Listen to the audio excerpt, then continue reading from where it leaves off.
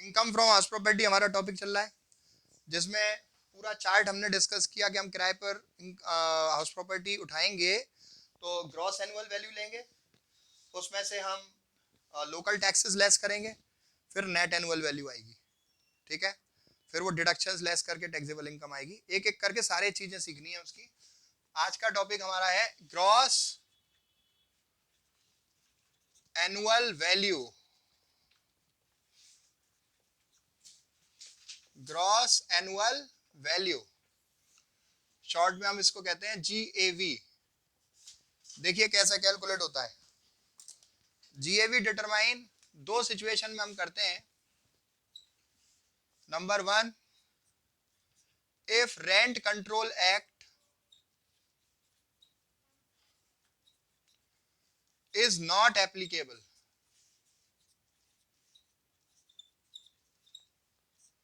अगर किराया नियंत्रण अधिनियम लागू नहीं होता है उस हाउस प्रॉपर्टी पे। दूसरी में, if rent control act is applicable to that property. Rent control act का ईयर है 1972, किराया नियंत्रण अधिनियम। वैसे ईयर इंपॉर्टेंट नहीं है। अब देखिए इन दिस, एक इंपॉर्टेंट बात पहले कर देते हैं कि कौन सी चीजें हमारी जो है जीएवी को डिटरमाइन करने में यूज होती हैं। एक तो म्युनिसिपल वैल्यू यूज होती है, म्युनिसिपल वैल्यू, ये पहला पॉइंट है जिसको हम एमवी बोलते हैं। This is the first point, municipal value, the most important thing. फिर उसके बाद जो दूसरा पॉइंट है, फेयर रेंट, जिसको हम बोलते हैं एफआर। तीसरा है एक्चुअल रेंट, जिसको हम बोलते हैं एआर।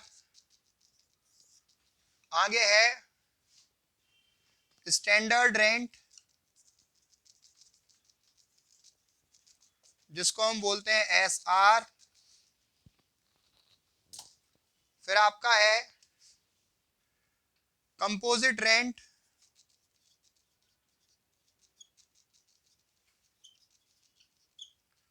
जिसको हम बोलते हैं सीआर।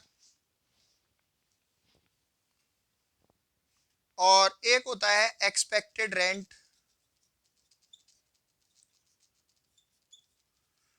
जिसको हम बोलते हैं ईआर। थोड़ा ध्यान से सुन लीजिए और हमेशा याद रखिएगा कि जीएवी किस तरीके से हमें कैलकुलेट करना है, सवाल में अगर पूछा गया है या फिर टैक्सेबल इनकम पूछी है। ये कुछ पॉइंट है, इनके बेसिस पर ही हम जीएवी डिटरमाइन करते हैं। एक एक करके समझ लीजिए। म्युनिसिपल वैल्यूएशन क्या होता है? Municipal value is the value which is determined by municipality to which you belong to, जहां से आप संबंधित हो, आपका मकान संबंधित है जहां आप रहते हो। क्लियर? म्युनिसिपैलिटी को, लोकल गवर्नमेंट को आपको डिफरेंट फैसिलिटीज देनी है। उन फैसिलिटीज को देने के लिए आपसे वो टैक्स चार्ज करते हैं, और जिस वैल्यू पर टैक्स कैलकुलेट करना है वो वैल्यू वो लगाते हैं। उस वैल्यू को म्युनिसिपैलिटी की वैल्यू, म्युनिसिपल वैल्यूएशन कहते हैं। क्लियर? This is that. तो म्युनिसिपैलिटी इसको डिटरमाइन करती है। Fair rent is the rent which is expected rent, which is reasonable rent that can be received by landlord, which is on the basis of the cost of the property and the location of the property and the size and area of the property. Clear? मतलब जैसे आप Sanjay place में रहते हो, वहां पर rent flat का अलग होगा। आप बोदला में रहते हो, बंबई में कोई रहता है, वहां पर रेंट हाउस प्रॉपर्टी का, फ्लैट का अलग होगा। तो आसपास की जो लोकलिटी है, वहां पर अगर कोई मकान किराए पर उठाया जा रहा है तो जो रेट आ रहा है उतना रेट आप अपने मकान का भी वसूल सकते हो। आपको एक अनुमान लग जाएगा कि ये रेंट हमारा फेयर है, वसूला जा सकता है। वास्तव में जब किराए पे उठाओ तो उससे ज्यादा पे उठ सकता है या कम पे उठ सकता है, वो एक अलग बात है। एक्चुअल रेंट फेयर रेंट से अलग हो सकता है, वो कोई इश्यू नहीं है। फिर क्या लिखा है, स्टैंडर्ड रेंट। कुछ सिटीज में डिमांड बहुत होने की वजह से जो लैंडलॉर्ड है बहुत ज्यादा किराया वसूलने लगे थे, तो वहां की गवर्नमेंट ने रेंट फिक्स कर दिया कि साहब this is the standard rent fix by the government, जिससे ज्यादा कोई लैंडलॉर्ड वसूल नहीं सकता, तो उसे हम कहते हैं standard rent. Standard rent is the rent which is fix by the local government. Clear, इस बात का ध्यान दीजिए। फिर इसके बाद कंपोजिट रेंट क्या होता है, प्रॉपर्टी के रेंट के साथ हमारा जो मकान मालिक है कुछ सुविधाएं देता है, उन सुविधाओं का भी पैसा चार्ज कर लेता है। जैसे 10,000 रुपये महीना तो फ्लैट का किराया है, उसके साथ 2,000 रुपये महीने हम light, electricity, water, watchman, lift, parking, इन सब चीज़ों के चार्ज कर लेते हैं।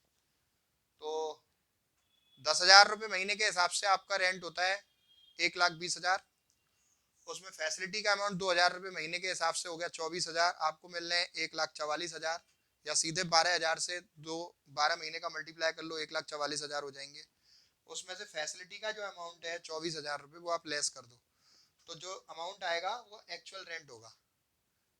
जब कंपोजिट रेंट आप रिसीव कर रहे हैं उसमें से फैसिलिटी का अमाउंट लेस करो, तब एक्चुअल रेंट आएगा। एक्सपेक्टेड रेंट अभी सवाल में आ जाएगा। देखिए, रेंट कंट्रोल एक्ट अगर एप्लीकेबल नहीं है तो हमारा जो जीएवी होता है, higher of MV, FR and AR, वो हो जाएगा आपका ग्रॉस एनुअल वैल्यू। क्लियर, अब देखिए आगे, अगर रेंट कंट्रोल एक्ट एप्लीकेबल है तो म्युनिसिपल वैल्यू और फेयर रेंट, इसका तो हायर अमाउंट, और जो आपका स्टैंडर्ड रेंट है इसको एज इट इज लिख देंगे हम। और ये जो वैल्यू इन दोनों का, हायर और स्टैंडर्ड रेंट का, as it is amount I है, इन दोनों में से हम लिख देंगे कम, लीस्ट। लीस्ट, इन दोनों में से कम लिख देंगे लीस्ट, और उसको कंपेयर करेंगे एक्चुअल रेंट से, और इन दोनों में जो ज्यादा अमाउंट होगा वो आपका कहलाएगा ग्रॉस एनुअल वैल्यू। क्या कहलाएगा? अच्छा, एक चीज और ठीक इसके बाद जो रहती है, अगर आपने ग्रॉस एनुअल वैल्यू कैलकुलेट कर लिया तो इसमें से आपको लेस करने हैं लोकल टैक्सेस। इसे लेस करने के बाद जो अमाउंट आएगा वो नेट एनुअल वैल्यू होता है। ठीक है, इसका न्यूमेरिकल सीखते हैं। ठीक है, इसके बाद बेटा बुक देना। इसमें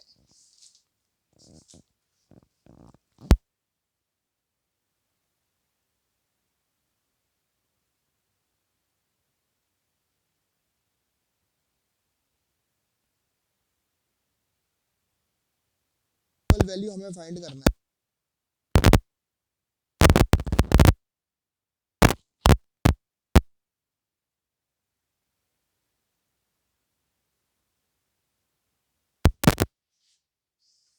ये सवाल है हाउस 1, हाउस 2। हाउस 1 में म्युनिसिपल वैल्यू, फेयर रेंट वगैरह है। म्युनिसिपल वैल्यू 12,000, फेयर रेंट 13,000 रुपये, फेयर रेंट 15,000 रुपये, और फिर इसके बाद आपका एक्चुअल रेंट है 13,000। फिर इसके बाद स्टैंडर्ड रेंट है 14,000 रुपये। हाउस 2,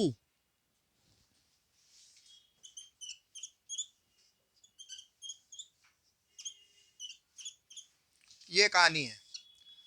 इन दोनों हाउसेस से रिलेटेड आपसे इसमें एक चीज और जोड़ देते हैं, लोकल टैक्स है आपका 10% ऑफ म्यूनिसिपल वैल्यू। ठीक है, थोड़ा ध्यान से देखिए, हाउस 1 हाउस 2, ये इस तरीके की इंफॉर्मेशन आपको सवाल में दी होगी, आपको पहचानना है देख के कि कौन से सवाल में रेंट कंट्रोल एक्ट एप्लीकेबल है, कौन से में नहीं है। कई बार वो लिख के देगा और कई बार नहीं भी लिखा होगा, आपको सवाल में दी हुई इंफॉर्मेशन के हिसाब से पहचानना होगा। जैसे यहाँ पर सवाल है, इसमें हाउस 1 है, उसका municipal value, fair rent, actual rent, standard rent given है।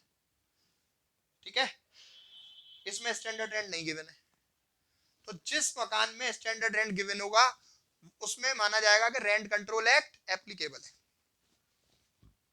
और रेंट कंट्रोल एक्ट एप्लीकेबल है तो फॉर्मूला कौन सा लगेगा, ये वाला। और जिस मकान में रेंट स्टैंडर्ड रेंट नहीं दिया है उसका मतलब रेंट कंट्रोल एक्ट एप्लीकेबल नहीं है, तो उसमें फॉर्मूला कौन सा लगेगा, ये वाला। Is that okay? No problem with this. Let's put on the values.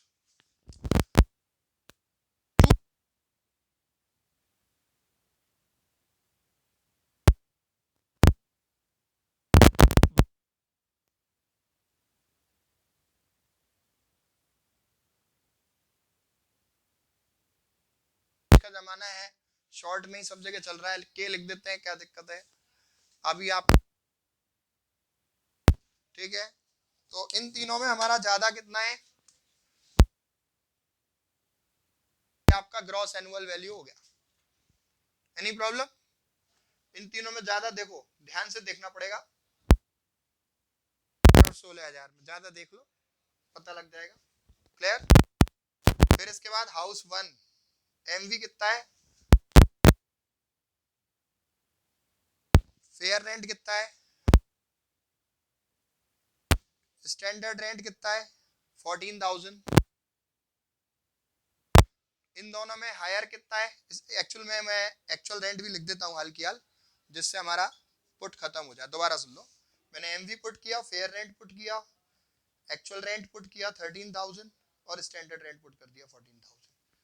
I don't have to look more on this, अब और नहीं देखना पड़ेगा मुझे, जानकारी में फीड कर चुका। क्लियर?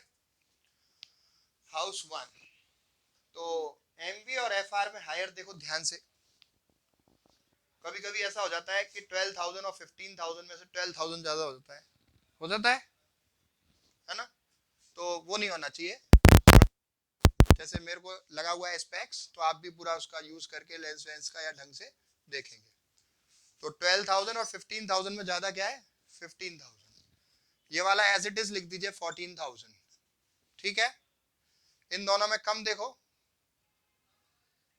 कितना है, 14,000। ठीक है, अब लीस्ट को एक्चुअल रेंट से कंपेयर करो, ज्यादा कौन सा है, which is higher, 14,000। Now listen, अब आपको नेट एनुअल वैल्यू कैलकुलेट करनी है, तो आप लिख दोगे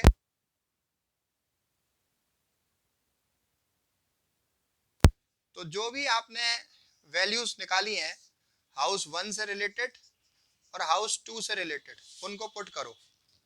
हाउस 1 का ग्रॉस एनुअल वैल्यू कितना निकाला है, हाउस 1 का ये कितना है 14,000, लिख देते हैं। हाउस 2 का कितना निकाला है 16,000। लोकल टैक्स कितना बताया था, at the rate 10% of municipal value, 10% of municipal value. तो म्यूनिसिपल वैल्यू हाउस 1 की कितनी है 12,000, इसका 10% कितना हो जाएगा 1,200 रुपए, लेस कर दो।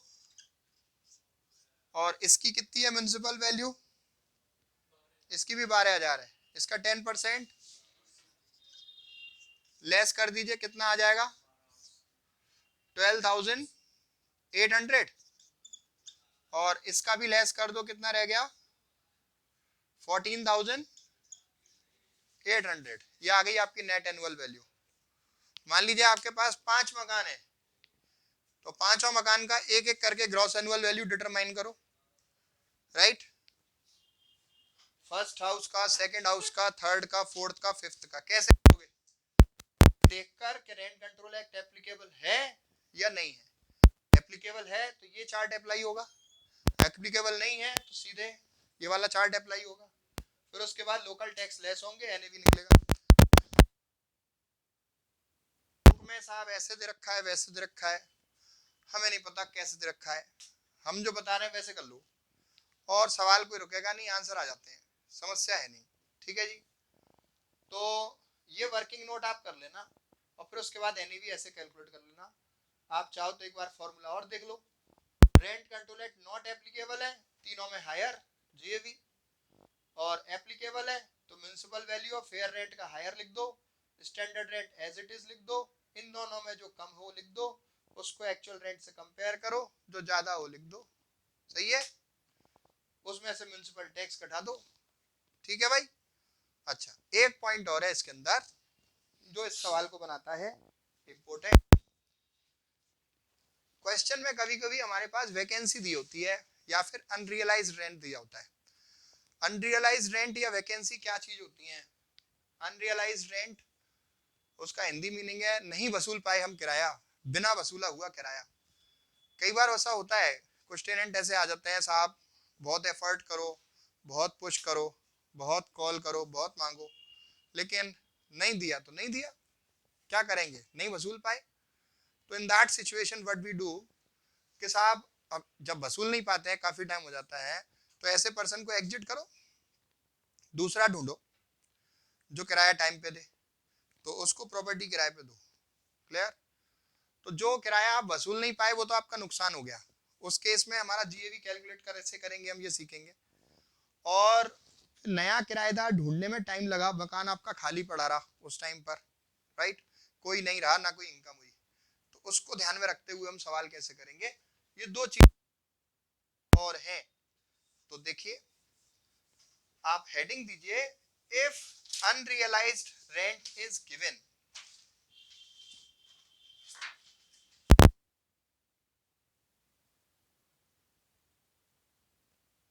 अनरियलाइज्ड रेंट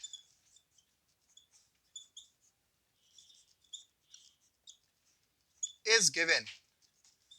अगर बिना वसूला हुआ किराया हमें सवाल में दे रखा है तो हम इसको लेस करेंगे, लेस माने deduct from actual rent before compare. Comparison करने से पहले आप पहले इसको लेस कर देंगे, काय में से, एक्चुअल रेंट में से। जैसे सपोज यही सवाल है, ध्यान से देख लो, मान लो किसी मकान कौन सा है मुझे पता नहीं है, दूसरा होगा शायद, रेंट कंट्रोल एक्ट से कवर्ड नहीं था, ठीक है। तो मान लो इसी सवाल में दे रखा है कि अनरियलाइज रेंट 500 रुपए है, बात को समझिए आप। तो जब मैं ये जीएवी डिटरमाइन कर रहा हूँ, हटा दूंगा,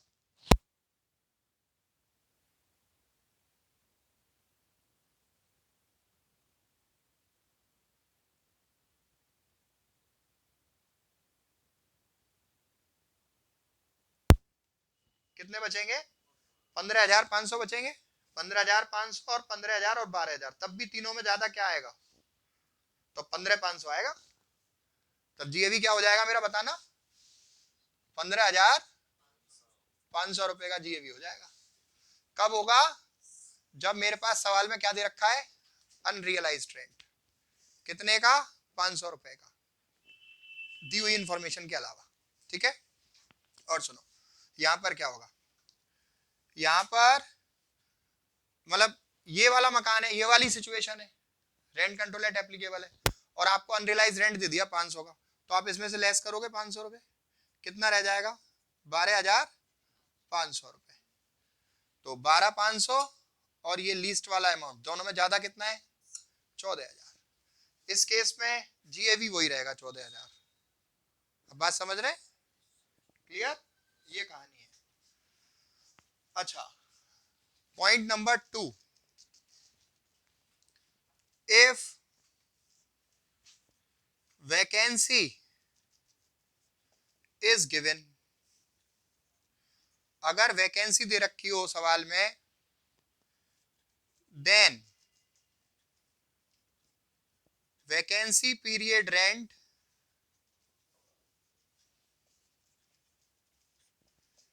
is deducted after comparison.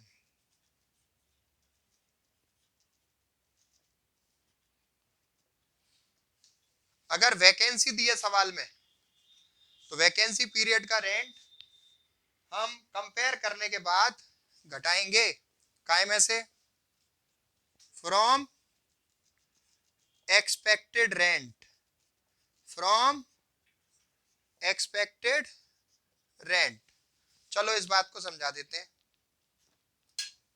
Just suppose आपके पास इंफॉर्मेशन तो यही है, ये सारी मैं जानकारी हटा देता हूं।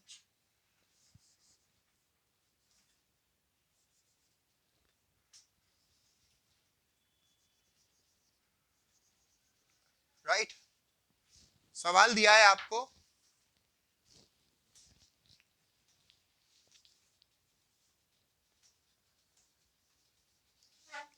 सवाल दिया है कि साहब म्युनिसिपल वैल्यू है 10,000 रुपये, फेयर रेंट है 12,000 रुपये,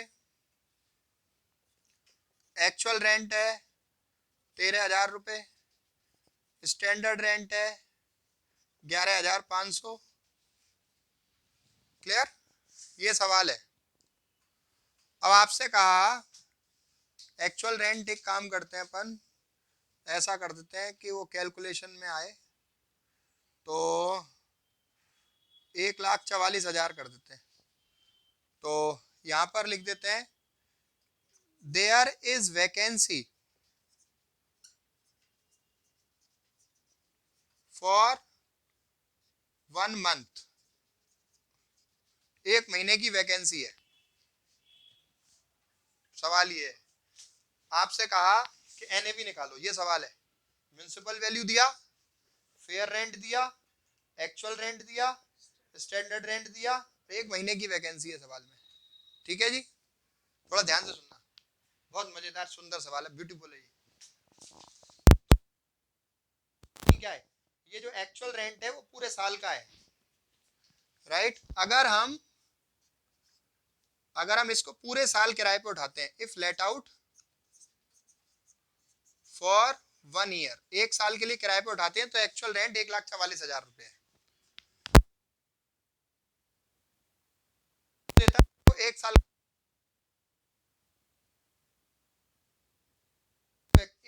11 महीने का होता, क्योंकि एक महीने की वैकेंसी। ठीक है, आपका क्वेश्चन है तो इसको कैसे करेंगे आप, रेंट कंट्रोल एक्ट एप्लीकेबल है, सीधी सी बात। कैसे मालूम पड़ा, कैसे मालूम पड़ा रेंट कंट्रोल एक्ट एप्लीकेबल है, स्टैंडर्ड रेंट गिवन है,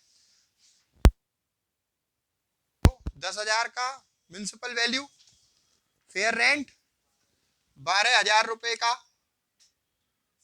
और स्टैंडर्ड रेंट 11,500 का, है ना जी। अब वैल्यू और एक्चुअल रेंट कितना है, 1,44,000 का, ये ज्यादा हो गया, 14,400 करो। राइट, 1,44,000 का हो गया, 14,400 करो, पैरेलल रहेगी इंफॉर्मेशन। ठीक है ना, ऐसा नहीं होगी। तो 10,000 का म्युनिसिपल वैल्यू,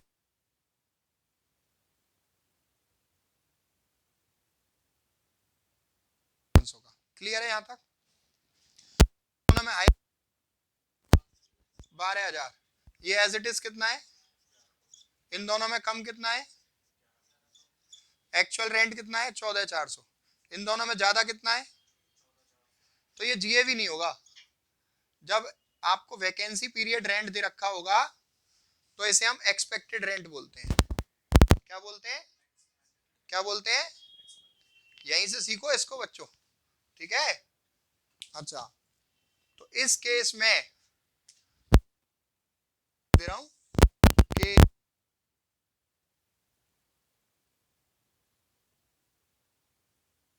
करना है, एक्सपेक्टेड रेंट कितना आया मेरा 14,000। वैकेंसी पीरियड का रेंट कितना आएगा? सुन लो जरा ढंग से, वैकेंसी पीरियड का रेंट इस पे कैलकुलेट होता है, एनुअल रेंट पे। दोबारा सुनो, जो वैकेंसी पीरियड का रेंट है काय पे कैलकुलेट होता है? एक्चुअल रेंट पे कैलकुलेट होता है।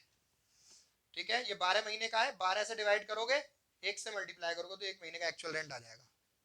क्लियर? देखने में ये भी देखो, एक्सपेक्टेड रेंट भी 14,400 लग रहा है और एक्चुअल रेंट भी 14,400 है। गलती समझने की कर सकते हैं बच्चे कि इस पे कर लेंगे हम कैलकुलेट, ऐसा नहीं होगा। वो एक्चुअल रेंट पे कैलकुलेट होता है। एक्चुअल रेंट ज्यादा या कम हो सकता है, इससे अलग हो सकते हैं दोनों अमाउंट, कोइंसिडेंटली सेम है इसमें। ध्यान देना बात को, गलती ना हो जाए। तो एक्चुअल रेंट पे कैलकुलेट होगा। तो एक्चुअल रेंट कितना है? 14,000।